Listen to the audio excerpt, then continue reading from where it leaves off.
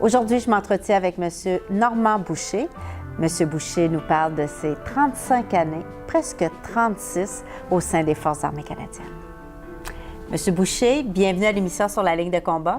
Merci. Merci de nous accorder cette entrevue. D'abord, qu'est-ce qui vous a amené à vous enrôler au sein des Forces armées canadiennes?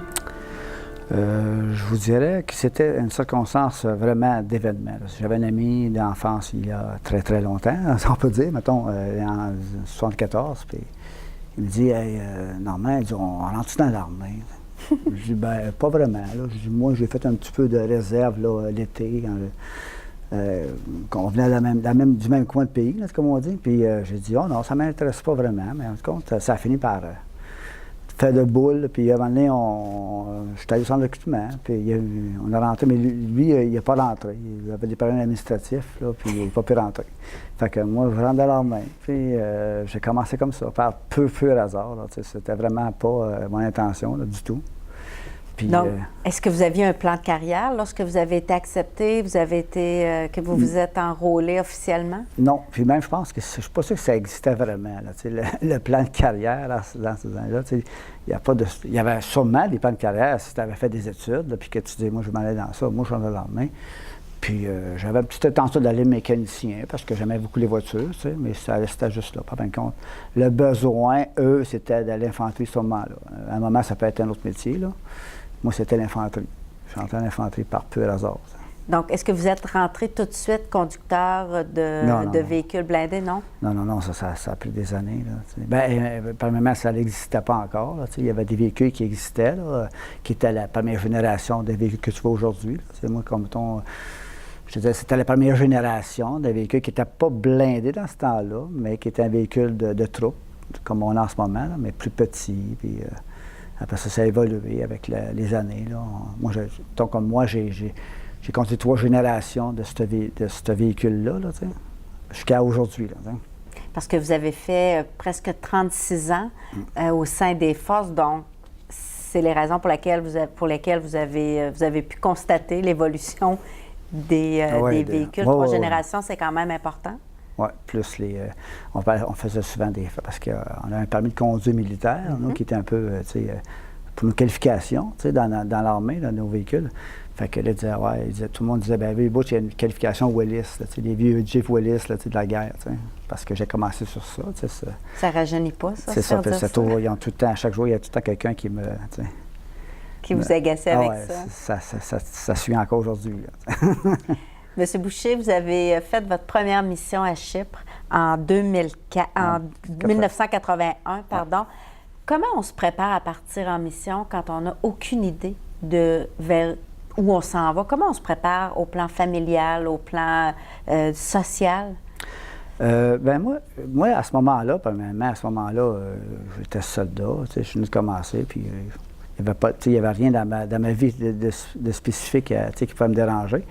Et aussi, comme on dit, tu suis un peu la parade. Tu suis la parade, c'est un peu le vrai mot. Tu suis la parade. C'est sûr que tu t'en vas dans un monde inconnu, puis aujourd'hui, c'est différent. C'est différent totalement, les missions qu'on fait maintenant, là, mais tu t'embarques dans le groupe, puis tu es sûr que tu as les plus vieux qui sont souvent déjà allés, puis qui fait que, c'est sûr que quand tu es un soldat, quand tu es un jeune soldat, comme on dit, tu suis la parade, tu suis les autres. Tu n'arrives pas là un petit peu en baveux, comme on dit, mais ça passe pas. Là. Vous rappelez-vous de la première d'enfant lorsque vous êtes débarqué à Chypre en 81? Qu'est-ce qui vous a surpris ou quel est le souvenir que vous avez? Je te disais la chaleur. Ça, c'était, il faisait peut-être 35-40 degrés là-bas. Là.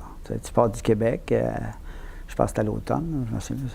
Puis tu arrives là-bas, c'est 30 degrés d'une claque. Là. C'est vraiment chaud. Là. Tu te dis, ouf, ça va être le fun, mais à un moment donné, c'est un peu moins le fun. C'est chaud. C'est chaud. C'était chaud le jour, parce que c'était l'hiver. C'était chaud le jour. Le soir, ça descendait à 10-12. C'était froid. Là, puis c'était quel genre de mission à ce moment-là à Chypre? Chypre, ça a tout le temps été la même mission depuis 1964 que ça a commencé, les Nations unies. Puis c'était une mission de paix, parce qu'on avait on était des casques bleus. Puis il y avait on était plusieurs, tu sais, tu avais les Britanniques, tu avais les Suédois, tu avais les Canadiens. Puis on avait une ligne déterminée, là, qui appelle ça une buffer zone en anglais, on peut dire. Puis nous, on faisait la buffer zone de la ville. De la ville. Tu sais, on avait la ville, une partie de la ville, une partie du... Puis parce que quand ça allait enclencher le conflit avec les Turcs, ils ont comme un peu comme séparé l'île en deux, si on peut dire. Fait que si ton voisin d'en face était tes parents, bien, tu ne voyais plus, là, parce qu'il y avait mis une buffer zone entre les deux. Nous, on était à des positions. Puis avec les années, là, ils ont changé la position, ils ont fait des... Mais avant, moi, quand j'étais allé en 81, on revenait toujours coucher ce qu'on couchait au campement. On était dans un hôtel là, qui avait été aménagé pour nous. Puis avec les années, ça a changé, puis ils ont construit des maisons de peloton qui les gars vivaient là permanent. Ils vivaient là toute la gang, ils changeaient. Ça avait bien évolué dans le fond parce que les gars faisaient moins de route. Ça, puis ça a tout teinté quand même. La mission n'a jamais changé en tant que telle. Sauf que il y a des années, là, comme les années que peut-être, quand je suis retourné par après, là, les Suédois ont quitté. Les Britanniques, c'est quand même une île qui a beaucoup de Britanniques. Hein, c'est pas mal. Mais nous, on a quitté les années 94, je crois. Je ne peux pas le dire exactement. Là. On était là, je pense, 27 ans de temps, je pense. Et est-ce qui est arrivé lors de votre mission à Chypre de vous dire dans quoi je me suis embarquée? Compte tenu que votre ami, lui, n'était pas rentré. Oui, c'est ça. Il est rentré plus tard, là, mais... non, ça m'a jamais... dans quoi je m'étais embarqué, non? C'était... je sais pas, ça m'a jamais venu à l'idée vraiment de dire dans quoi je m'étais embarqué. Non, je pense que ça a été comme ça a coulé d'eau, comme de l'eau, là. Tu sais, ça a coulé. J'ai embarqué avec puis là, ben, c'est sûr que, avec les semaines arrivent là, tu prends le billet de là-bas, puis tu sais, là, c'est quand même, c'est pas l'Afghanistan, là. Non. On dit, mais justement, parlons-en de l'Afghanistan. Vous êtes allé à 3 reprises, en 2007, 2008 et 2010. En 2007, c'était quand même une mission qui, comme on dit, là, où ça brassait un peu. Ouais. Comment vous vous êtes préparé à partir pour cette mission-là? Parce que là, vous étiez conducteur de véhicules blindés légers. Oui, c'est ça. Mais j'étais supposé. Vu que j'ai eu un accident au Texas, sur l'entraînement, je m'ai blessé assez gravement. Puis ça m'a retardé. Je ne suis pas parti avec mon groupe. Mais comme tu dis, comment que je m'ai préparé? Je ne m'ai pas préparé à ça vraiment, mais sauf que versus avant qu'on parte, notre adjudant-maître, il parlait avec tout le groupe. C'est toute la gang, puis tout le monde. Puis là, c'était quand même une mission qui était... Il y avait la Bosnie qu'on avait faite, qui était quand même assez demandant en 93, tu sais. Ça se compare pas à chaque mission, mais tu peux comparer versus un peu, là. Puis il avait dit aux boys, il avait dit, les gars, vous savez, là, c'est vrai, là, tu sais. Puis votre voisin, votre ami, sans dire les vrais mots, là, il peut arriver quelque chose de tu sais. Mais tout le monde prenait ça quand même un petit peu là, sans rire de ça. C'était sérieux. Là, ils savaient parce qu'on y avait déjà été, là, d'autres groupes, il y avait déjà été avant, là, depuis 2002 là, qu'on était. Mais là, c'était une mission d'infanterie en avant qu'on appelle. On appelle là-bas, on appelle ça Outside Warrior du camp. T'sais. Fait que là, les gars prenaient ça quand même au sérieux, mais pas. T'sais. Puis il est arrivé qu'est-ce qui devait arriver, malheureusement. Cette personne-là a décédé là-bas. Votre adjudant-maître? Oui, 3 semaines après qu'ils sont arrivés là-bas. Moi, j'étais pas encore là-bas parce que je m'avais blessé, puis j'avais des plaques, puis c'était assez dur de m'en aller là-bas.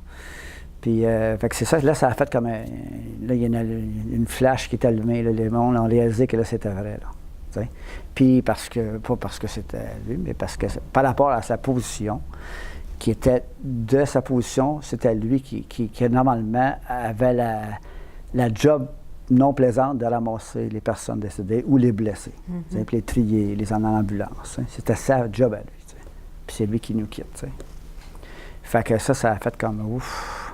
Vous l'avez, dans le fond, vous l'avez appris avant de partir? Non, j'étais allé à son enterrement parce qu'ils l'ont ramené au Canada. Puis c'était mes bons amis aussi. T'sais. Fait que après ça, j'ai quitté peut-être un mois après. Là, je suis remonté là-bas, mais j'ai pas pu m'en aller avec mon groupe avec qui j'étais supposé d'être. Ils m'ont pris avant puis ils m'ont emmené ailleurs. T'sais. Puis quand vous êtes parti pour l'Afghanistan, à quoi vous avez pensé? Est-ce que vous avez pensé à ce qui peut arriver là-bas? Comment... Non, je dirais, non, j'ai jamais, ça m'est jamais, j'ai tout le temps vraiment pensé au moment présent, là, tu sais, là, au moment de là, tu sais, là, bon, tu sais, on partait en véhicule, bien, pas la première fois, parce que la première fois, j'étais sur des postes, mais j'avais affaire des fois à conduire un certain véhicule, là. Mais il fallait que je me concentre sur la route, hein. Il ne faut pas que je dise, je suis dans la lune, là, parce que ça va-tu m'arriver, tu sais, je vais-tu, ça, mais je pensais pas à ça. Puis, vous avez une certaine responsabilité, dans le fond, en tant que conducteur, là? Oui, puis aussi, ben, tu sais, que si ça l'arrive, ben, puis que c'est, tu sais, c'est pas moi qui décide quand ça va arriver. Je dis pas c'est pas moi qui décide, c'est pas moi, là, c'est parce que je quitte la route, parce que je veux quitter la route, là, c'est pas ça, là, tu sais. Si ça arrive, ça peut arriver sur le chemin, c'est comme ça arrivait à plusieurs personnes, là, tu sais. Puis que tu roules, puis tu te dis, ben, en espérant qu'il n'y arrive à rien, tu sais. Ça, c'est en 2007. Vous êtes retourné en 2008. Est-ce que c'est vous qui avez demandé à retourner ou on vous a offert d'y aller? Je n'ai pas demandé, là, on m'a offert. Puis c'est certain que c'est certain que dans le besoin, ça prenait des personnes d'expérience, ou ça prenait, parce que ça prenait un ratio, OK? 1 pour 4. Fait que, tu sais, il fallait qu'il y ait tant de chauffeurs dans le véhicule, tant de personnes qualifiées chauffeurs, tant de personnes qualifiées gunners, parce que il y avait les congés, il y avait ceux qui retournent au Canada pour des raisons X, tout ça en ligne de compte, tu sais. Fait que c'est pour ça que ça prenait, tu sais, puis ben, moi j'avais déjà été, puis comme d'autres aussi, là, tu sais, faut pas il n'y a pas juste moi, là, mais puis là on m'avait offert, puis oui, ça me dérangeait pas, tu sais. Puis aussi, ben, là, je faisais ma job, là, pourquoi que je t'ai pas de faire, tu sais. Puis, quand vous êtes parti la deuxième fois, est-ce que vous vous êtes préparé différemment ou vous saviez un peu à quoi vous attendre? Ah, je savais à quoi m'attendre, oui, parce que je savais comment ça fonctionnait. Puis aussi, c'était comme le côté, peut-être, un peu, de savoir ce qui va se produire, tu sais, qu'est-ce qu'il faut, tu sais, là, de ne pas arriver là-bas, puis... être dans le néant, là, tu sais. Non, je savais à quoi m'attendre, puis je savais ce que je ferais là. C'est sûr que le risque était plus grand un petit peu, versus que là, j'étais vraiment sur la route plus souvent, que le danger était plus là, présent, là, tu sais, là. Il y avait plus de risques, là, tu sais, que la première fois. La première fois, j'étais sur la route, mais pas souvent, là, tu sais, vu que j'étais sur un jour. Mais ça aurait pu arriver pareil, là, tu sais. Il y en a qui sont... Tu fais une patrouille à pied, c'est malheureux, mais ça peut arriver, là. Ça peut, exactement. C'est arrivé, hein. Quand vous êtes revenu, est-ce que vous aviez changé? Vous êtes-vous rendu compte que vous aviez changé? Je pense que oui. Quand je dis je pense que oui, là, je pense que oui, mais c'était plus le côté de tous les jours. Tu sais, quand je m'en vais sur la route, là, c'était bien, c'est dur à dire, mais tu sais, j'étais porté à conduire tout le temps dans le centre de la route. Bien, pas exagéré, mais parce que là-bas, nous, on conduit dans le centre de la route. OK? Puis les véhicules qui nous rencontrent, les avions, il faut qu'ils se tassent sur le côté de la route. Il faut nous laisser passer. Puis ceux qui nous suivent, il faut qu'il y ait une distance à respecter. Puis par habitude, je conduisais des fois assez proche de la ligne, tu sais, là. Puis mettons que, sans dire que je roulais à une vitesse extrême, là, tu sais, mais il y avait tout le temps un côté de me surveiller, alentour de moi, là, tu sais. Je surveillais un peu alentour de moi, là. Ça m'a toujours resté, ça. Ce côté-là de conduire et de tout le temps checker alentour, là, les voitures, tu sais, là, ou peut-être prévoir une habitude qui s'est créée, là, avec l'Afghanistan, là, tu sais. Vous avez, au-delà des missions que vous avez faites, vous avez aussi participé à la garde, à la citadelle. Oui. Qu'est-ce que ça fait d'être, comment vous l'appelez, là, les gardiens, les non, gardes? la garde en rouge. La garde en rouge. La relève. Quand on parle de garde en rouge, vous avez été appelé, vous avez été invité à procéder à une dernière garde. Parlez-moi-en. Oui, ça, c'était pas vraiment une invitation. C'est plus moi qui ai enclenché, qu'on peut dire, la demande à un ami qui était chef guide à la citadelle, qui est un ancien militaire, qui avait été... un peu un compagnon d'amis, un compagnon de travail longtemps avec moi. Puis j'avais été le voir, puis j'avais juste amené ça comme ça sur la table. Hey, ça serait le fun. Si on ferait un dernier tour de garde, moi, puis Caporal Blais, tu sais, qui lui, en ce moment, travaillait au musée de la Citadelle. Oui. Il venait de quitter, là. Il était rendu civil, là. Puis, il dit, ah ben, on va en parler en haut, puis tout ça. Fait que ça serait le fun, ça fait 40 ans, tu sais, qu'on a fait le premier tour de garde ensemble en 76, puis j'ai dit, moi, je quitte après ça, je ne pouvais plus, tu sais. Fait que ça n'a pas pris une journée. C'est go to go. Si beau je le demande, puis moi, je le faisais aussi. Le but de ça, c'était pas vraiment pour ça, mais c'était pour un peu remercier Dan Blais de tout son service qu'il a fait dans l'armée. Qu'est-ce qu'il avait fait quand la garde en rouge? Il a fait beaucoup d'années. Je pense qu'il a fait comme 12 ans de garde en rouge. Il avait fait des records de temps parce que même il aurait pu être homologué dans le Guinness Record, mais à ce moment-là, son sergent ne voulait pas. Puis il avait fait un bidouble de 9 heures sans bouger. Mais c'est ça, c'est quand même, on le voit souvent, puis les gens prennent des photos avec les bidoubles qu'on dit en air. Mais c'est pas en français. Mais c'est pas évident. Ça prend une concentration, puis ça prend à la limite une force physique. Bien, ça prend une concentration. Et d'un, parce que le monde vient te voir, ils viennent te prendre une photo, ils veulent te faire rire. Ça a toujours été comme en Angleterre. Faut que tu sais, puis il faut pas, il faut pas que tu une personne qui a besoin de tout le temps bouger. Exactement. Parce que ça marche pas. C'est 2 heures sans bouger. Puis dans tes 2 heures, oui, tu peux bouger sur des ordres que tu fais versus des mouvements de drill. Tu ne bouges pas quand ça te tente. Puis, Caporal Blais, lui, il avait une tendance à ne pas bouger du tout. Lui, il ne marchait pas du tout parce qu'on doit marcher sur des mouvements de drill. Mais lui, c'était comme, il se plantait là debout puis il ne bougeait plus. Fait que ceux qui le faisaient avec lui 2 heures, il était bien mieux d'être prêt. Puis quand il avait fait son record qui n'a pas été homologué, malheureusement, là, il avait fait 9 heures sans bouger. Puis là, il dit non, arrêtez ça. Il aurait pu être homologué dans le Guinness Record comme étant. Il était 9 heures, je pense, 9 à 10 heures, sans bouger, là. Sans aller manger. Ils ont changé de gars. L'autre, ils ont changé, mais lui, ils n'ont jamais changé. Puis il était vraiment solide, là.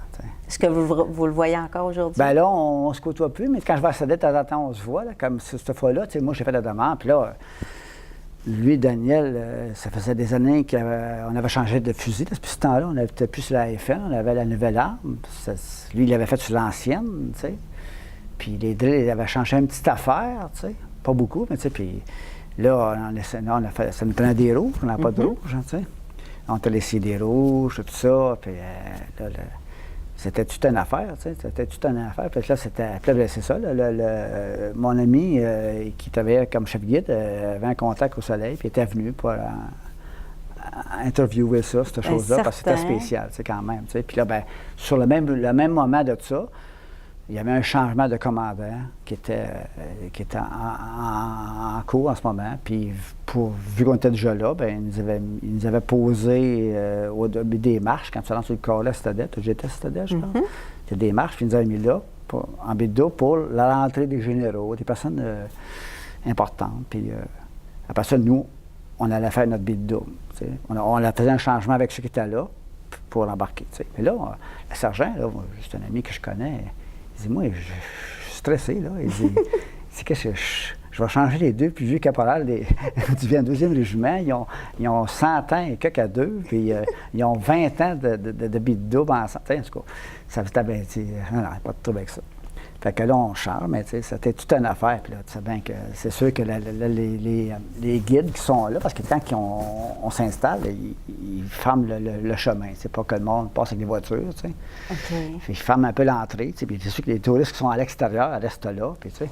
Mais là, les guides en ont parlé, hein, que c'était l'exception à la règle, c'était les deux plus vieux caporaux du régiment versus, là, un peu comme un dernier tour de garde, ça. Puis c'était assez spécial.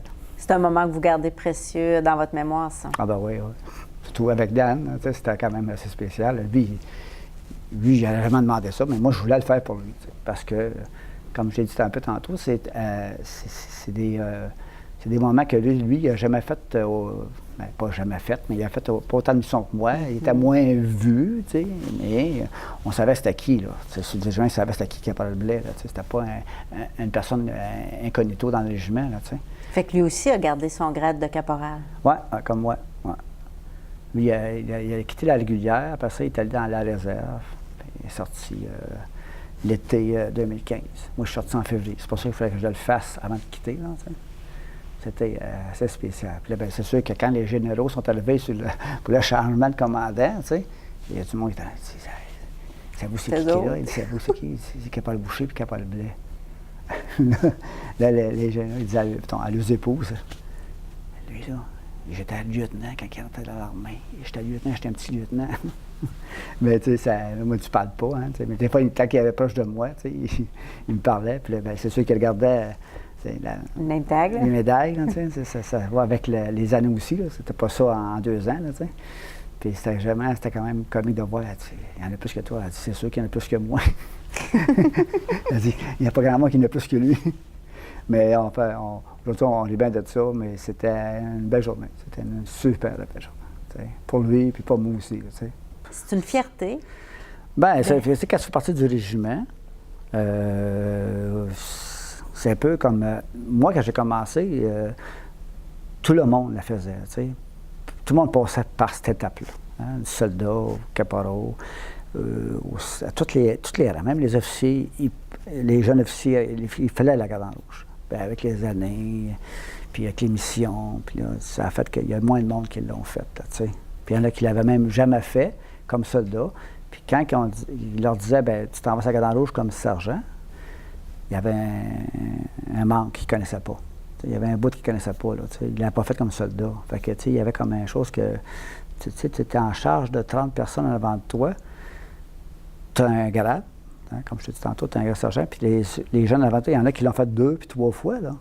Fait que tu étais quand même un petit peu là, en retard, puis sans vouloir, c'était pas de ta faute à toi vraiment, mais tu sais, on t'avait pitché sur la garde en rouge, puis tu sais, c'est pour ça que, tu sais, là, quand tu l'avais fait pendant comme soldat, comme caporal-chef, comme sergent, tu avais une expérience de ça, tu sais. Vous l'avez fait quand même plusieurs années, à plusieurs reprises. Oui, plusieurs années. La première fois, j'ai commencé en 76, puis j'en ai fait plusieurs années. À chaque fois que j'étais pas en mission, je le faisais, puis comme je t'ai montré tantôt, là, le caporal-blé. Ouais. Vous êtes très connu, vous êtes reconnu auprès de vos pairs. On vous appelle le caporal Boucher. Qu'est-ce qui fait que vous avez conservé le grade de caporal tout au long de votre carrière? C'est une question qu'on m'a posée souvent. Dans l'armée, puis dans ça, puis même moi, je me l'ai posé la question. Tu sais pourquoi? Bien, on me l'a posé. C'est que peut-être que, je ne sais pas si avec les années, j'ai peut-être pensé, pour plein de monde qui ont évolué dans l'armée, qui ont monté de rang, est-ce que je vais changer comme individu? Est-ce que je vais rester le moi-même que je suis, la personne que je suis? Je vais-tu rester comme je suis, intègre à mes convictions sur comment j'étais,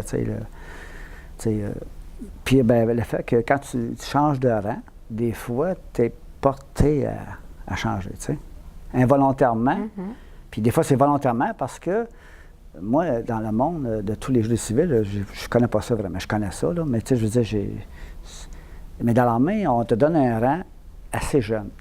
Tu sais, tu peux, si tu montes vite, sans dire vite, là, mais si tu montes, mais tu n'es pas tellement vieux, hein?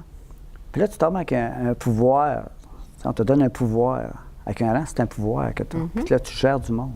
Hein, tu t'occupes du monde, qui des fois, parfois, ont le même âge que toi, ou un petit peu plus jeune, mais tu sais, pas mal proche de toi, tu sais. Puis l'Afghanistan a fait aussi, pour les besoins, fait monter les personnes plus vite, parce que pour les besoins de l'Afghanistan, ça prenait des gars. Fait que les gars n'avaient pas une grosse expérience de vécu, mais il y avait un grade. Puis des fois, le grade avait un grade qui était important, là, tu sais. Que ça soit au niveau des hommes, comme les officiers, tu sais, peu importe. Puis c'est ça, c'est pour ça peut-être que j'ai dit non. Sans dire non, j'ai dit, je regarde alentour de moi, puis je vois des personnes, hein, comme on dit, sans le même nom, mais qu'il y a des personnes qui ont changé. Ils ont changé, ils n'étaient plus les mêmes personnes quand ils ont évolué dans l'armée, tu sais. Puis ça les a peut-être mis aussi à un moment donné, tu sais.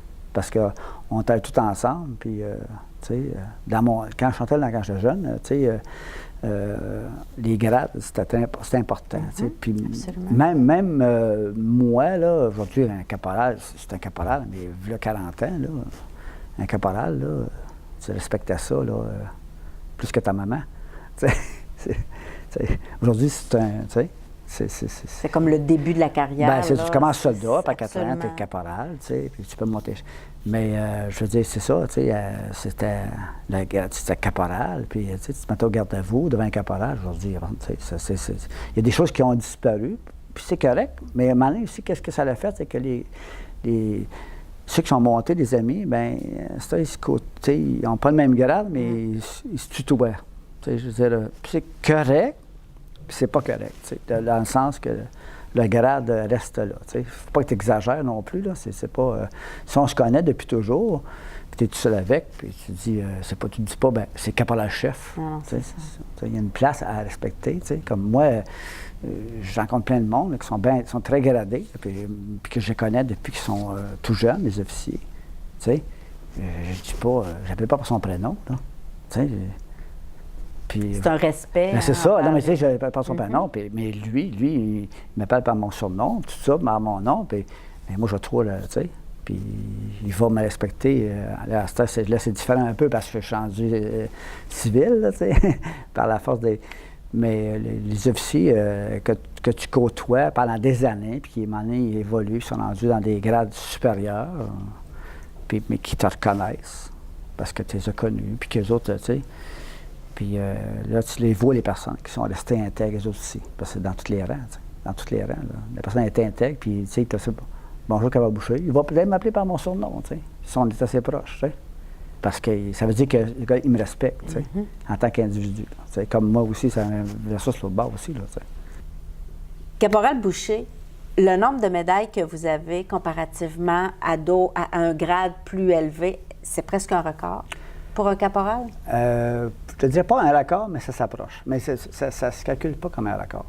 Parce que ça dépend du métier que tu fais. Tu as des métiers qui en ont plus que moi. Là. Moi, quand mon premier tour, j'ai fait à Chypre. Non, mon deuxième tour à Chypre, il y avait un caporal-chef de son métier qui était le télétête. Aujourd'hui, ça porte un autre métier, là, centre de message.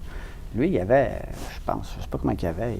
Il y avait beaucoup de chiffres. Parce qu'avant, il mettait des chiffres. Là, comme là, c'était un 2. Lui, quand j'ai reçu mon 2, lui, il a reçu son 5 à Chypre. Puis qu'est-ce que ça signifie, les ça veut dire qu'il avait été. Moi, j'ai été 2 fois à Chypre. Okay. Lui, il avait été 5 fois. Il avait été au Golan. Il avait été en Égypte.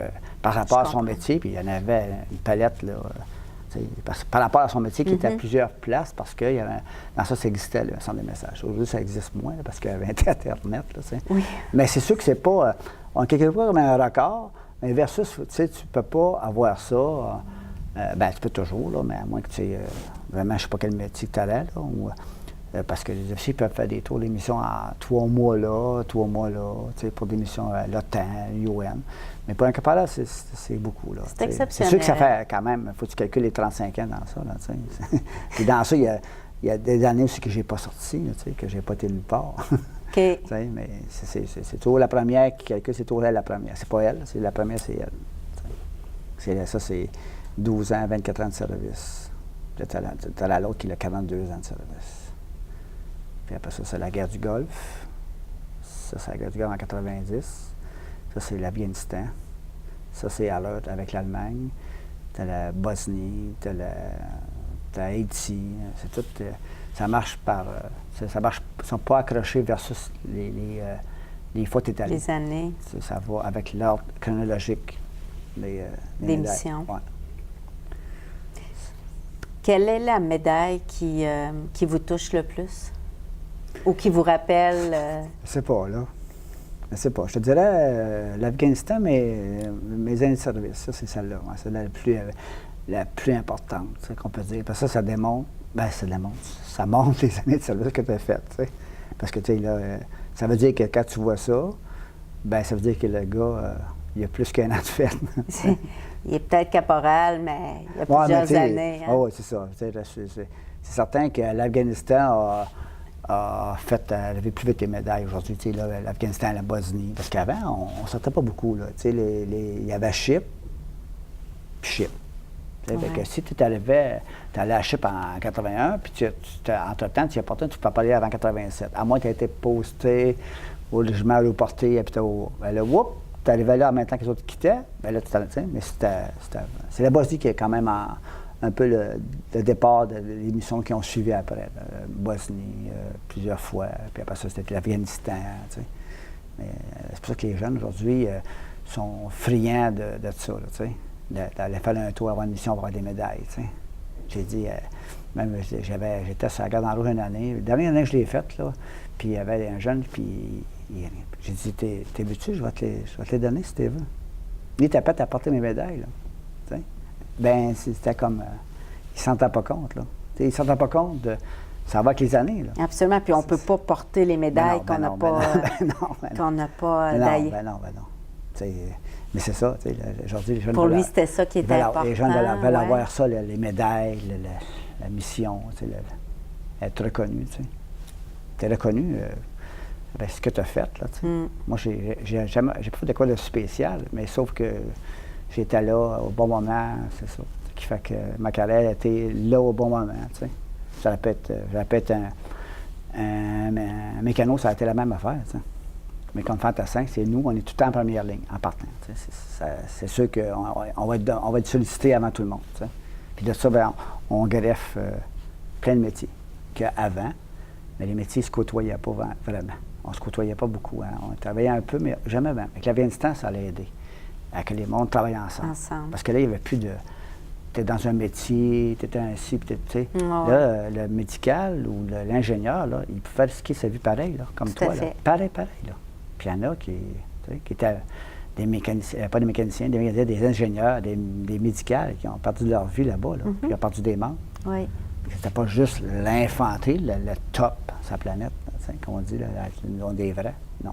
C'était tout le monde aujourd'hui qui sont qu'on peut dire là, qui ont été sollicités, puis qu'aujourd'hui, bien, on travaille tout ensemble. Puis quand tu regardes l'Afghanistan, bien, tu dis, oh, mais tu peux pas dire, ah, l'Afghanistan, il y avait un vrai. Non, parce qu'avant, c'était Chypre. Tu n'as pas fait Chypre, tu n'étais pas un vrai. Après, c'était Haïti. Tu n'as pas fait Haïti, tu n'étais pas un vrai. Voilà. Ça veut dire que, ouais, tu n'étais pas là, tu n'étais pas là. C'est malheureux. Quand tu vois, peut-être que dans 10 ans, il va y avoir des missions encore plus importantes que l'Afghanistan. C'est sûr, c'est certain que ça va arriver dans le monde. Les conflits, il y en a sans arrêt. Oui, ça n'arrêtera pas. Là. Puis le Canada, bien souvent, il est impliqué parce qu'on est une armée de terre, là, une armée de fantassins. Là, puis nous, c'est parce qu'on a moins de monde que les Américains. Mais sinon, là, on accote bien du monde. Qu'est-ce que vous retenez de toutes ces années, de votre carrière militaire? Ça a commencé demain matin. Parce que ça reste tout le temps... c'est un monde à part, hein, c'est un monde fermé. L'armée, c'est un peu comme la police. J'ai des amis qui sont avec moi dans ma seconde carrière, si on peut appeler ça. Puis que j'ai dit, comment tu as trouvé ça quand tu as sorti de l'armée? Toi? Non, il dit, ça a été dur. Ça m'a pris du temps. Puis lui, il avait fait le même temps que moi dans la police. J'ai dit, moi, il n'y a pas une journée que j'y pense pas. Puis là, les gars, quand moi j'ai quitté, les gars partaient en mission. T'sais. Mais moi, je ne pouvais pas y aller parce que je quittais en février. Puis la mission, elle avait été tirée en janvier. Fait que je ne pouvais pas y aller. Si j'avais été en novembre, j'aurais pu y aller une dernière fois. T'sais. Comme on dit, ça a fait une douzaine. J'ai dit non, mais c'est ça. Puis les gars, je me disais, mais c'était comme un peu comme une sans une drogue, là, mais c'est comme un genre de besoin d'être avec les boys. L'adrénaline. Parce que on ne parle pas la même langue. Dans l'armée, c'est une langue, puis dans le monde à l'extérieur, c'est une langue. T'sais. Et là, est-ce que vous trouvez ça difficile d'être dans le civil? Bien, c'est sûr qu'avec qui je travaille, les messieurs avec qui je travaille, c'est tous des gars qui ont fait des travaux comme moi, un peu comme la police, tout ça, des messieurs qui ont une carrière assez longue, tu sais. Puis, je trouve ça un petit peu difficile parce que, des fois, ils ont tendance, des fois, moi, je pense, moi, à se plaindre, tu sais, se plaindre le ventre plein, tu sais. Parce qu'on fait des grandes journées, des fois, de route, tu sais, pour qu'est-ce qu'on est payé, là, tu sais, mais c'est ton choix, tu as juste à pas y aller, travailler là, tu sais, personne qui te pousse à y aller, là, tu sais. J'ai dit, moi, la différence qu'il fait en ce moment avec l'Afghanistan, bien, j'ai dit, même si je dois 6-7 heures, là, j'ai dit, en Afghanistan, on pouvait rouler 6-7 heures pour faire 30 km, mais ça, je sais que je ne sauterais pas sur une mine. Mais les autres, ils étaient là, puis ils ne comprenaient pas ça, là. Il faut l'avoir vécu pour le comprendre. C'est ça. Tu sais pas, là, tu C'est là, moi, je vais ensemble des beaux camions, des chars neufs, puis tu t'en vas. Oui, c'est long, mais il n'y a pas de danger. Tu peux pas, en sécurité. Puis tu peux pas passer à ça là-bas, là, dire, hey, qu'est-ce que je vais faire? Tu sais? Ça roule, puis on roule, puis on fait des farces avec ça. Puis on se trouve plein de jokes pour. Tu sais. Mais je pense pas, il y en a qui ont. Ça n'a pas passé à travers. Tu sais. C'est malheureux. Tu sais. Ça fait partie de la job et ça fait partie de ce que tu as voulu. Tu sais, là. De la vie. De la militaire. Tu sais. Parce que moi, je dis souvent, aujourd'hui, on a des PSD dans l'armée. Comme dans tous les Américains, c'est encore pire que nous autres. Mais j'ai dit, ceux qui ont fait la Deuxième Guerre mondiale, là, les messieurs qui sont à l'hôpital à Montréal, là, qui sont là depuis 45 ans, 50 ans, 60 ans, ils sont là, ceux qui sont encore vivants, là. Ils sont, eux autres, là. Tu sais. Mais c'était pas connu à l'époque. C'est ça, ben non. Ils sont encore pires que nous autres, là. C'est l'horreur qu'ils ont vécu, eux autres, là, tu sais. Mais chacun vit avec ses bobos et ses fantômes, hein. Tu sais. Caporal Boucher, merci beaucoup. Merci pour cet entretien. C'était très intéressant de discuter avec vous. Merci à toi. Merci.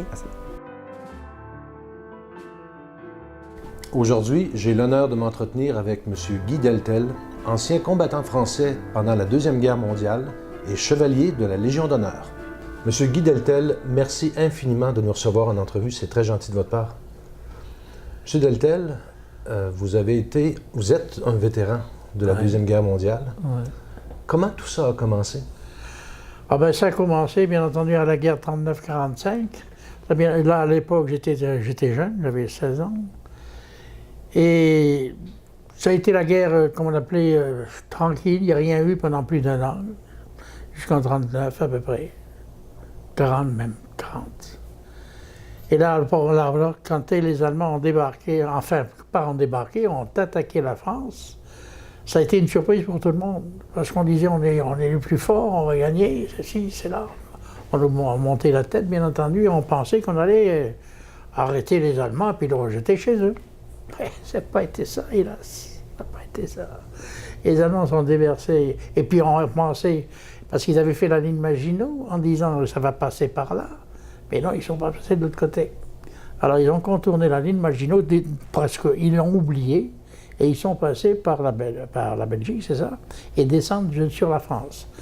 Là, ça a été des batailles, alors là, effrénées. J'étais jeune, on subissait, enfin, on écoutait ça, mais on ne le voyait pas parce qu'on était en Algérie. Et ensuite, comme ils étaient alliés avec les Italiens, nous, pendant ce temps, on recevait des bombardements, mais de l'Italie. Les Italiens venaient nous bombarder, les Allemands restaient chez eux, etc. Et donc, la France a été envahie. Et Pétain, à ce moment-là, est arrivé et a arrêté la milieu de la France. Alors, il y avait les zones occupées et les zones libres. La zone libre qui avait quand même les Allemands en permanence, ou presque. Et c'est là, d'ailleurs, où il y a eu également les les forces françaises libres, qui se sont regroupées, qui ont fait qui faisaient des attaques, qui faisaient sauter les trains, etc. Enfin, ils se battaient le plus possible qu'ils pouvaient. Mais bien entendu, sous le joug des Allemands. Alors c'était toujours pas en séparation, mais comme des renards qui allaient percher et faisaient une bombe pour faire sauter le train qui passait, etc. Alors ça a duré pendant un certain temps, jusqu'au jour où l'Allemagne a décidé d'envahir la France au complet. Alors il y avait Pétain qui était là, parce que quand Pétain était et c'était dans zone libre, là, pour s'engager, d'ailleurs quand je me suis engagé moi-même, j'avais 18 ans. J'ai eu 18 ans le 19 août, le 20 août, je partais m'engager.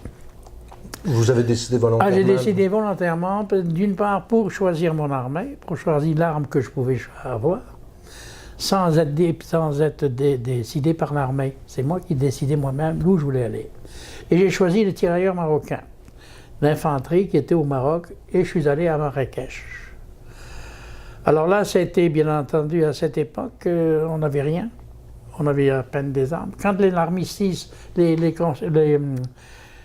l'armée, pas l'armée, mais l'armistice, c'est-à-dire les Allemands et les Italiens venaient nous visiter dans les casernes, nous on sortait pour dire ben, on n'a que des malades ici et là dans les casernes, et ils ne nous voyaient pas.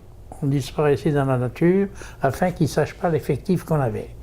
Et nous, alors à ce moment-là, bien entendu, comme la France était occupée, on s'entraînait, mais on avait, comme je vous dis, juré fidélité à Pétain, parce qu'à l'époque, c'était Pétain qui nous gouvernait à Vichy. De Gaulle n'était pas... Oui, De Gaulle avait pris... était parti à Londres, en Angleterre, et formé, lui, de son côté, une autre armée, mais c'était des armées différentes.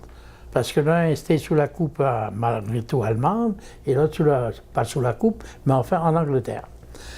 Donc moi, j'étais avec l'armée Pétain et Giraud, qui était à l'époque son général en chef. Et il nous avait fait jurer fidélité à la Pétain.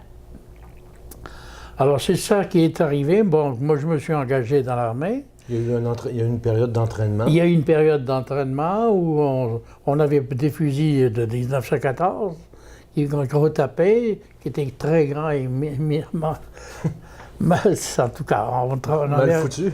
Mal foutus, c'est la vérité. Mais quand même, on faisait des exercices soutenus pour la marche surtout. Parce que comme on était on était d'infanterie, donc on était supposé marcher. Jusqu'au jour où, quand la France n'a pas été libérée, mais quand les Américains ont débarqué et qu'on a formé une armée française, c'est là qu'on avait tout ce qu'on faisait comme marche, c'était en prévision d'une guerre par la suite. C'est pour cette raison, quand on est débarqué en Italie, on a marché 450 km de Naples à Florence à pied. Ce qui est, c'est que je m'en allais justement vous demander, quand vous êtes débarqué en Italie en février 1944, c'est ça. La bataille, c'est-à-dire la campagne d'Italie, était déjà commencée. Ah oui, déjà commencé, campagne. Et vous vous dirigiez vers Monte Cassino. C'est bien ça. C'est bien, c'est ce qui est arrivé. Alors nous, en faisant ces exercices, parce que quand on avait à ce moment-là composé les régiments avec des divisions formées, nous on était division de montagne. En étant division de montagne, on a fait tous nos exercices à Tlemcen, etc., tout le temps en prévision des montagnes. Alors on avait cet exercice en pied, pour ainsi dire, pas en main, mais en pied.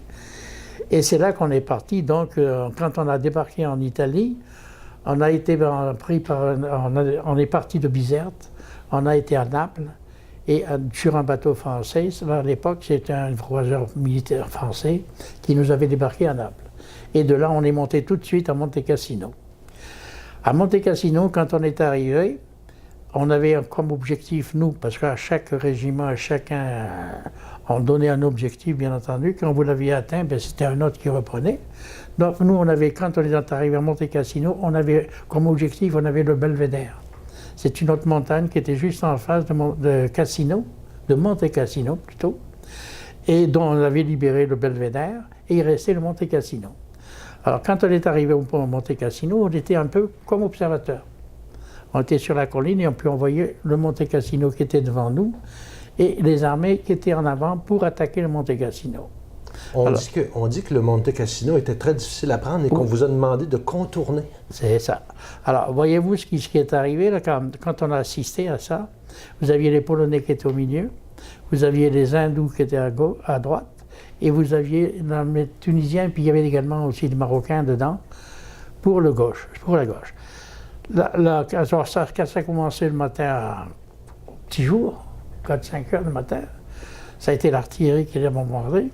Ensuite, l'aviation est arrivée, ils ont bombardé à nouveau, et ensuite, ça a été l'armée. Alors, quand l'armée a attaqué, des soldats allemands qui étaient descendus, parce que dans le Monte Cassino, les religieux qui avaient fait ça avaient creusé la roche et étaient à l'intérieur. Alors, quand ils ont reçu le bombardement par l'aviation et par l'artillerie, ils sont descendus dans ces roches. Et ils étaient encore plus fortifiés. Exactement. Alors, quand l'armée a attaqué pour prendre le Monte Cassino, les Allemands sont sortis et les ont mitraillés. C'était insoutenable à voir. Surtout, c'était le Polonais qui était en avant. Hein. Vous aviez les deux ailes qui étaient sur le côté, les Hindous et les Tunisiens. Eux, ils sont attaqués sur le flanc, mais c'est surtout les Polonais qui étaient au milieu. C'est eux qui ont... D'ailleurs, si un jour vous allez en Italie, allez au Monte Cassino, vous allez voir un champ immense à perte de vue, c'est la plupart des Polonais. Il y a un cimetière polonais, en effet. C'est la plupart des Polonais. Ouais. Donc, et puis vous, ben, dans le fond, ce qui arrive, c'est qu'on vous a demandé, de par vos capacités en montagne, oui. d'essayer de contourner par les monts Arunsen. Oui, alors ce qui s'est produit, c'est que bien entendu, ça avait été dirigé par les Américains. C'est une tactique qui avait été faite comme ça. Donc le maréchal Juin, qui lui était également en coordination avec les Américains, les Anglais, et en fait toute la troupe qu'on était là réunie, ils ont décidé, au lieu d'attaquer, de leur couper les vivres. Parce que la seule méthode, on n'avait pas. Chaque fois, ils descendaient, chaque fois qu'on les attaquait, donc on était perdants au départ. Alors, le seul moyen, c'était de leur couper les vivres. Pour leur couper les vivres, il y avait les routes, et ensuite, il y avait l'aviation. Parce que le seul moyen de les ravitailler, c'est le parachute. Alors, avec des tirs anti-aériens, plus l'aviation pour les bombarder, on les a empêchés de les approvisionner. En les approvisionnant, n'ayant plus rien, ils ont dû se rendre impossible, c'est tout. C'était aussi simple que ça, de leur couper les vivres. J'imagine que c'est une bataille qui a été extrêmement longue, sur plusieurs semaines, je crois. Longue et terrible, monsieur, terrible, terrible. Moi, je vous dis, on les voyait, ils étaient fauchés comme du blé. Dès qu'ils montaient, vous aviez la mitraillette qui bombardait. En tout cas, des cadavres, comme je vous dis, à perte de vue. Alors donc, ça a été cette formule-là. Donc nous, comme on était division de montagne, comme je vous ai dit, on partait sur les routes. Et puis quand il y avait un nid de résistance, eh bien, on nous appelait, on nous prenait le camion et on montait là. Et c'est ce qui s'est produit, on s'est trouvé devant les jeunesses hitlériennes et ils étaient coriaces. Ah oui? C'est inimaginable de penser que des gens, on les transforme en robots. Qui étaient un peu fanatisés. Hein, fanatisés, mais au coton, ça n'a pas d'allure. Écoutez, ils voulaient pas se rendre. Alors qu'est-ce qu'on a fait? On a fait venir des chars. Et les chars se sont mis en face d'eux et nous ont bombardés. Donc il n'y avait plus rien. On leur a tout fait sortir parce qu'ils étaient dans des blocs des cailloux les uns sur les autres. Et puis ils avaient formé une espèce de comment dirais-je? Voulez-vous prendre un peu d'eau? C'était pas... On ne peut pas dire que c'était un bunker, on ne peut pas dire que c'était... Mais c'était ils se protégeaient d'ici, là. Voilà, un mot, c'est tout. Et ils se sont rendus, non parce que pour rien, non parce qu'ils n'avaient pas d'armes, ils n'avaient plus d'armes, ils n'avaient plus de vivres. Ça fait déjà 8 jours qu'ils ne buvaient pas, ou presque, et il faisait une chaleur épouvantable. C'était au mois de mai 1944. Il faisait très chaud, parce que dans les montagnes, ici, quand la neige est partie, c'est la chaleur qui tombe dessus. Donc ils se sont rendus, et ils étaient une douzaine après. Et quand ils sont rendus, ben, ils n'avaient plus à boire. La première des choses qu'on leur donnait, c'est de donner à boire, pour les faire parler, bien entendu. Parce qu'on avait un officier, un lieutenant principalement, qui était un Alsacien. Parce que tous les Alsaciens avaient changé leur nom. Hein. Comme ils avaient la consonance allemande, parce qu'ils étaient considérés comme déserteurs. Alors eux, on ne faisait pas de cas avec eux. Dès que les Allemands les faisaient prisonniers, ils les fusillaient. C'était aussi simple que ça. Alors, on avait tous changé leur nom, et ils avaient des noms français, bien entendu, de consonance française, parce que c'était des Français pareils, mais ils avaient une consonance allemande. Alors, on les avait donc, comme je vous dis, on leur avait donné à boire pour les faire parler, d'une part, mais à parler, c'était sur la Convention de Genève. La première des choses qui dit, d'après la Convention de Genève, on ne doit pas parler, alors ils donnaient leur régiment, et puis c'était tout. Après, ils n'ouvraient plus la bouche. Donc à ce moment-là, on les a fait prisonniers, et puis bien entendu, on les a envoyés en arrière pour les questionner d'une autre façon. Et là, après, on a continué. Mais ça a été dur parce que ce fanatisme de les obliger, enfin, ce fanatisme et parce que je ne sais pas si vous savez comment ça avait été fait, ce fanatisme-là. Hitler avait pris des hommes et des femmes et il les choisissait avec une certaine taille, d'une corpulence et d'un thème, et il les a couplés comme des animaux. pour des portraits. Comme des animaux. Et là, c'était plus le couple qui prenait les enfants, c'est eux qui prenaient l'enfant. Dès qu'il était au sauvage, il les prenait et il les formait à l'image d'Hitler, en leur disant que c'était une race aryenne, nettement supérieure, et qu'ils allaient dominer le monde. En tout cas, je ne sais plus qu'est-ce qu'ils leur racontaient, mais ils y croyaient ferme, dur comme fer. Hein. Et ça se voyait dans leur attitude sur le Dans terrain. leur attitude, parce que quand je vous dis, quand ils l'ont fait prisonnier, il ne restait plus qu'un caporal, tous les officiers étaient morts. Il restait qu'un caporal, une dizaine d'hommes. Et donc ils se sont mis, donc il a servi à boire tout le monde.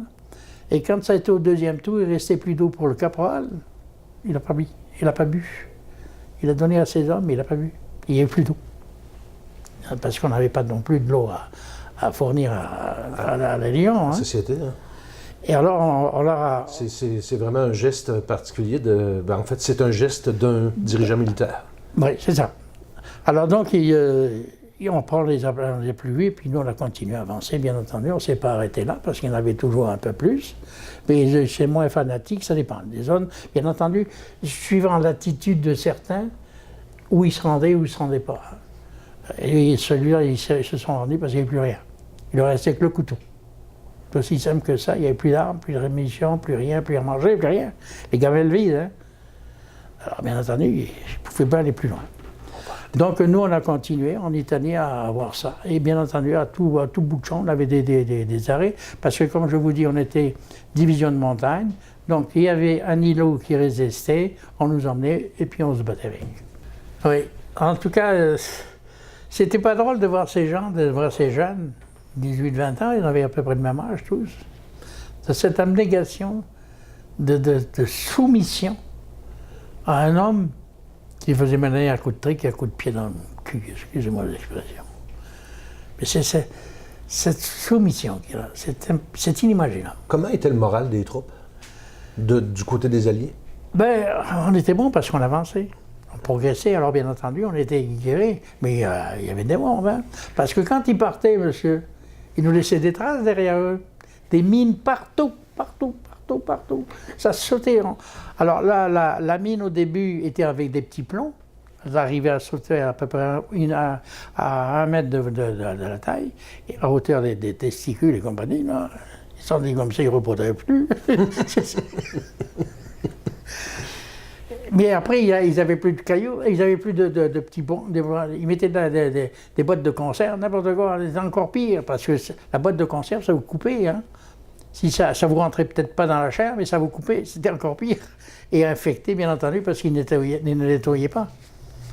Alors c'est encore pire, mais c'est là où on a eu des morts. Tellement bien, nous, après la campagne d'Italie, notre division, notre régiment était dissous. On avait perdu tellement d'hommes. Vous avez perdu quoi? Peut-être 2-3 000 hommes? Ah oui, certainement. Ah oui. Parce que je vous dis, notre régiment était complètement dissous. Tellement bien. Moi, j'étais du 2e RTM, qu'on appelait, et je suis passé au 6e RTM, parce que, comme division, comment on appelait ça déjà? La division de montagne? Oui, on était division de montagne, mais je veux dire, comme régiment de... Non, parce que notre régiment, qui était 2e, comme vous dites, RTM, il ne respectait plus qu'un bataillon. OK. Et le régiment fait 3 bataillons. Hein. Alors, donc, pour un bataillon, on était réunis au 6e RTM, parce que aussi, ils en avaient perdu, parce que dans la division de montagne, il y avait le 2e RTM de Marrakech, le 6e de Casablanca, et le 3e de Meknès, qui formaient un bataillon, une division de montagne. Alors, donc, cette division de montagne a été pas dissous, mais rassemblés de plus en plus, parce qu'il ne nous restait plus bon. Parce qu'à ce moment-là, vous êtes devenu caporal-chef, je crois? Non, j'ai été caporal-chef en France. En France? Quand on a débarqué. Parce que ma position en Italie, c'était radio. J'étais comme radio, et je faisais donc les reportages avec le lieutenant en question que je vous parlais, là, qui était alsacien. Et j'allais avec lui, avec la Jeep, et moi, il me donnait les informations que je transmettais par radio, et ainsi de suite. Et à un moment donné, on était en place, et à un certain moment, on a manqué de radio, parce qu'en dehors de la Jeep, on avait des batteries, avec la radio qu'on communiquait également. Moi, j'étais pas de bataillon avec le régiment, etc. Et à un moment donné, on a manqué de radio. Les batteries étaient tombées à terre. Et il n'y avait plus rien à ce moment-là. Alors, j'ai dit, le seul moyen d'aller, c'est d'aller à pied. D'aller à pied, Alors, c'est dangereux. On m'a donné le texte, je l'ai étudié, j'ai repensé dans le livre, et j'ai suivi avec le fil. Alors, bon, parce qu'on avait une fil téléphonique qui nous reliait, mais il était continuellement coupé. Alors j'ai passé toute la nuit à le réparer, chaque fois, parce qu'il était coupé, quand soit en avant, soit en arrière, puis jusqu'à temps que j'arrive au régiment. En fin de compte, je suis arrivé au régiment, et j'ai pu donner mon message verbal. Une opération particulièrement périlleuse. Alors, ben, comme je vous dis, ça, quand c'était pas en avant, c'était en arrière. C'était une zone no man's land, pour ainsi dire. Et dans cette partie-là, ben, il y avait le fil qui suivait. Mais le fil était continuellement coupé parce qu'il y avait tout le temps des bombes qui tombaient dessus. Dites-moi, vous êtes entré dans Rome? Oui. Ben, Rome était ville ouverte. Hein. Ils avaient fait des arrangements pour ne pas détruire la ville de Rome. Je ne sais pas quelle influence il y a eu là-dedans. Et donc, on est rentré comme ville ouverte. Alors, on est arrivé, tout le monde autour, on se battait, mais pas dans la ville. Alors, ça fait qu'on est rentré dans la ville ouverte. Et on a été reçus par le pape Pie XII. Et également, toutes les troupes étaient là, rassemblées. Il y avait aussi bien il y avait même des Canadiens qui étaient là, des Canadiens français qui étaient là. Il y avait, bien entendu, avec la troupe britannique, il y avait des Hindous, il y avait des Polonais, il y avait des Français, bien entendu. Et on était enfin 5, 6 ou 7 nations. Toutes les nations avaient formé des régiments pour combattre contre l'Allemagne, parce que toute l'Europe avait été envahie. Hein. Toute l'Europe était envahie, donc tous ces gens-là qui étaient en Europe, qui étaient à droite et à gauche, se sont rassemblés pour former des régiments, etc. C'est un aspect de l'histoire qui est peu connu parce qu'au même moment, il y avait le débarquement en Normandie. Hein. Oui. Ça a comme été un peu occulté. C'est ça. C'est parce que nous, quand on a fini la campagne d'Italie, proprement dit, ils ont débarqué en Normandie. Alors, nous, on est restés là, puis ensuite, on a débarqué, nous, à notre tour, en France, dans le sud, dans le sud de la France, à Marseille, etc. Et nous, alors, donc, on s'est arrêté, nous, au mois en septembre, c'est ça, en septembre 1944. Parce que quand on est arrivé, on a relevé les hindous, quand on a débarqué en février 1944, et quand on est parti de Florence, ou après, on était à 7 km de Florence, hein, on était remplacé par des hindous. C'était assez caractéristique, comme je vous disais, comme c'était l'armée anglaise qui avait rassemblé toutes ces colonies aussi. Alors bien entendu, il y en avait un peu de partout. Des hindous, des néo-zélandais, des Canadiens. C'est ça. Okay. Mais enfin, c'était caractéristique parce que nous, c'était les hindous, et bien entendu, leur faciès nous disait leurs origines. Leur origine. Alors c'est ça. Après, nous sommes donc débarqués à Marseille. Et là, en Provence, d'ailleurs, on a débarqué parce que c'était tellement brisé dans le port de Marseille, on n'arrivait pas à rentrer. Alors, ils ont mis sur une péniche de débarquement et on a débarqué sur le quai, enfin, dans la plage, je ne sais plus où. Et là, vous vous êtes dirigé vers l'Alsace? Oui, alors là, on est monté par les Vosges d'abord. Si vous allez dans les Vosges, et que c'est près de Besançon, oui. Ça s'appelle le Haut-du-Fin. Haut-du-Fin. Là, on a fait une bataille enragée, mon Dieu. C'était terrible, parce que là, on est tombé sur une autre catégorie de gens. C'était plus les hitlériens à l'époque, là, c'était vraiment des gens de 30 ans à peu près. De 30 ans? Oui, grosso modo, hein. Et en fait, ils étaient beaucoup plus vieux. Alors là, c'est pas pareil. Là, quand ils sentaient que la soupe était chaude, là, ils se rendaient. Ah oui? Oh, leur gamelle était pleine. Il n'y avait plus de problème. Il n'y avait pas de résistance? Ben, il y en avait, mais enfin, jusqu'à une certaine limite, pas la folie. Parce que les jeunes d'Italie, c'était à la folie. C'était, mon corps est à ta disposition. Tu sais, tandis que les autres, ils réfléchissent. Parce qu'à 30 ans, déjà, tu as une famille. Tu es marié, tu as des enfants, un truc comme ça, tu sais. La peur du risque. Alors, moi, j'ai envie de voir ma femme, j'ai envie de voir mes enfants. Alors, on ne se bat pas jusqu'à plus rien. C'est pour cette raison, eux, ont retrouvé encore leur nourriture, là, toujours pleine de gras. Enfin, bien entendu, c'est un pays froid. Hein, alors. Et il va se réchauffer avec des corps gras. Nous, c'était différent. En Algérie, c'était des corps secs. Mais enfin, C'est pour vous dire, la nourriture n'est plus tout à fait la même, parce que d'une région à une autre, il y a autre chose. Là, on est fin 44, début 45 à peu près? C'est ça. Oui, parce que, voyez-vous, on a débarqué oui, on est septembre 44, oui. Et là, on est monté dans les Vosges en octobre. Puis on est arrivé en Alsace en novembre. Parce que là, on montait, vous voyez, je ne sais pas si vous voyez la France, grosso modo, mais toute la lignée qui longe les Alpes, toute cette partie, on a perdu les Vosges, un peu plus loin, c'est les Alpes. Enfin, toute cette partie qui longe, aussi bien d'un côté l'Italie, après vous avez la Suisse, après vous avez l'Allemagne qui monte, mais toute cette partie-là, c'est là où on est monté. Parce que nous, on n'était pas de l'autre côté. Il fallait attaquer de chacun côté. Tu sais. Alors, pour cette raison, on prenait les Allemands, aussi bien par le nord que par le sud. De cette façon-là, on les encerclait et afin de les faire mourir. Les contenir. C'est ça, les contenir.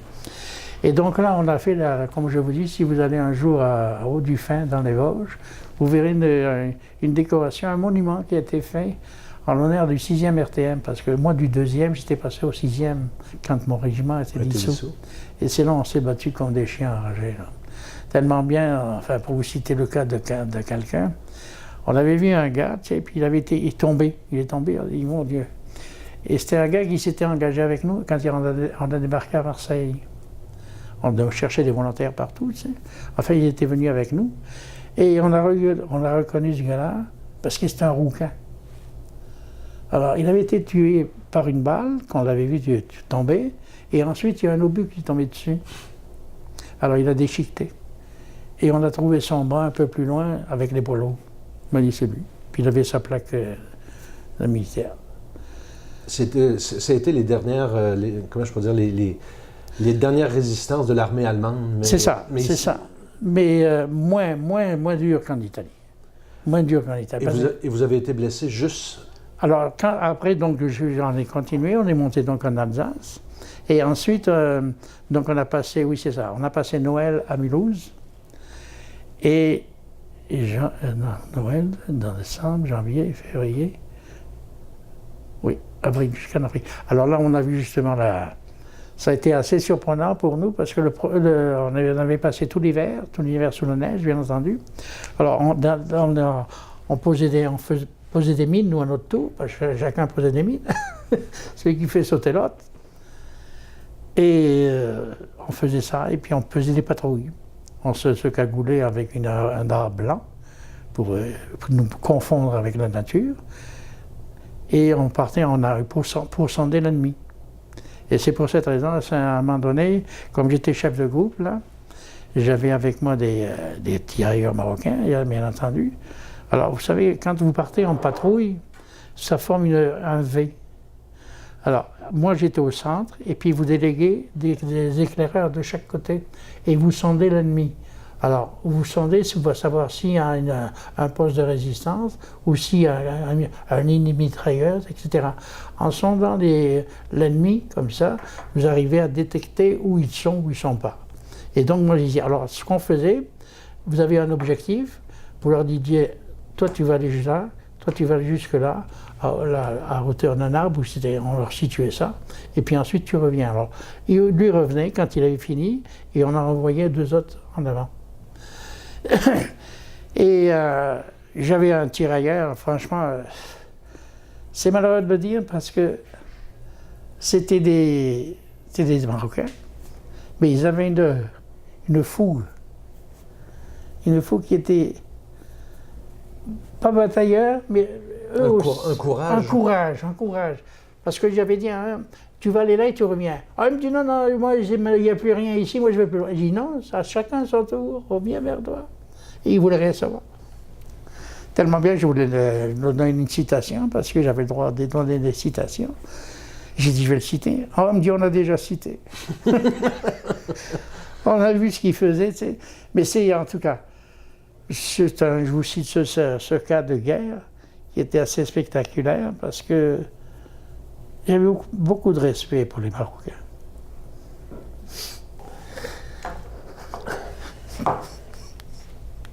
J'imagine que... Ça fait 72 ans, c'est... Puis les souvenirs sont encore aussi là. Hein. Aviez-vous déjà raconté ces histoires? Pas avec tant de détails. Vous décriviez la scène avec tellement de précision que vous l'avez quelque part revécue? Je la revis. Je m'en allais justement vous demander. On revient comment d'un conflit comme celui-là? Ah, voyez-vous, ça ne s'efface pas. 72 ans déjà. Et je le revis. Avec fierté? Ben oui, je me suis battu. On s'est battu. Vous êtes décoré de la Légion d'honneur, la plus haute distinction française, C'est ça. pour vos faits d'armes. Ici, parce que j'étais décoré ici, c'est pour mes faits d'armes et surtout également pour ma contribution vis-à-vis de la... L'Association des combattants français. C'est ça. C'est-à-dire j'ai participé, j'ai essayé de recréer le mouvement, enfin pas personnellement, mais j'ai contribué, disons. En Et fait, j'ai vous, contribué. Depuis 1978, je crois. Ah oui. Oui. Oui, dès qu'on est arrivé ici, je me suis presque inscrit aux anciens combattants, il me semble, oui. Ben, je ne sais pas si oui, c'était formé, en effet. Et enfin, j'ai toujours contribué, participé. J'ai même décoré, déposé des gymnases de frères. En tout cas, j'ai toujours participé et j'ai même été président. C'est important le devoir de mémoire. Oui. Est-ce qu'on accorde assez d'importance à ça ici au Québec? Ben non, c'est ça. Mais c'est ça qui est pire, parce que, bien entendu, ce qui arrive, que je disais tout à l'heure, là, il n'y a pas d'uniforme. On ne les voit pas, les soldats. On ne les voit pas. Ça fait que on ne peut pas les respecter, on ne les voit pas, on ne sait pas qui c'est. Vous êtes tous en civil. Je ne sais pas pour quelle raison on dirait que le soldat ne veut pas se montrer. Et pourtant, il fait des faits d'armes qui devraient être récompensés, remerciés. Parce que vous savez, tous ces gens qui vont se battre à droite et à gauche, c'est pour éviter que justement, on ne reçoit pas des coups de pied dans le cul, excusez l'expression. Parce que c'est ce qui arrive, parce que Hitler, c'est ça qu'il voulait faire. Nous donner des coups de pied dans le cul pour qu'on avance, parce qu'ils étaient la race supérieure. Vous étant disons, du côté du vieux continent, c'était plus évident peut-être qu'il fallait se battre pour... Ben, il s'est toujours battu, je ne sais pas pour quelle raison. On dirait que les hommes vivent pour se battre. En France, ben, vous saviez avec quoi ils étaient organisés. Vous aviez le maître, le prince, le ci, le là, mettez-lui tous les titres que vous voulez. Et l'autre, le crève-fer, hein, on lui mangeait tout ce qu'il gagnait ou presque. On le laissait juste vivre, pas trop. Parce que s'il mangeait trop, bien, il devait être trop gras, il graissait le tuer à l'autre. Alors, pour l'empêcher, on le laissait juste le strict minimum. Alors, bien entendu, on les incitait tout le temps à se battre pour prendre, soi-disant, ici, pour prendre ça. Mais c'était juste pour l'orgueil du prince, ou du ci, ou de là, appelez-le comme vous voulez, qui voulait dominer tout le monde. Je ne sais pas pour quelle raison les gens veulent dominer son voisin. On dit que partout où il y a de l'homme, il y a de l'hommerie. Mais c'est ridicule. C'est ridicule parce qu'on s'entretue pour rien. Et puis bien souvent, le vaincu, c'est celui qui tire le pied d'argent. Regardez l'Allemagne, regardez le Japon. Ils ont perdu, pensez-vous. Ils sont tous les plus riches presque. Alors, à quoi ça sert? Dites-moi, à quoi ça sert, cette idiotie? Et le pire, c'est qu'il y a des gens qui embarquent là-dedans. Qui embarquent et qui suivent.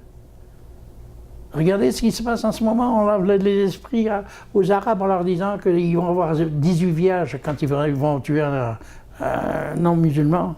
C'est complètement stupide. Eh bien, il y a tout un tas de gens qui y vont, puis qui mettent leur corps. Et leur vie est tout le temps en danger. De toutes les façons, ils ne le voient pas. C'est le résultat qu'ils ont eu. C'est ridicule, à mon avis. Mais en même temps, le service militaire étant ce qu'il est, ça requiert beaucoup d'abnégation. Ben oui. Et ça requiert beaucoup de... Ben oui, parce que c'est bien beau, bien entendu, vous êtes militaire, mais vous obéissez comme un robot. Non. On n'a pas le droit de réfléchir. On se pensait idiot, ça aussi. En tout cas. Mais je me demande, et ça j'insiste un petit peu, pourquoi les militaires ne se gardent pas l'uniforme. Qu'on les voit, qu'on sache qu'ils sont là, qu'on sache qu'ils existent et qu'ils font un travail extraordinaire. Extraordinaire, et on ne les reconnaît pas. Et même quand ça tombe dans le ridicule parfois, on les honore quand ils font un bain, puis après on les oublie. Complètement oubliés, on ne sait pas qui c'est. Alors oui, le 11 novembre, on se rappelle qu'ils sont là, qu'ils existent. C'est tout. Monsieur Deltel, merci infiniment pour ce témoignage. Merci. Merci beaucoup.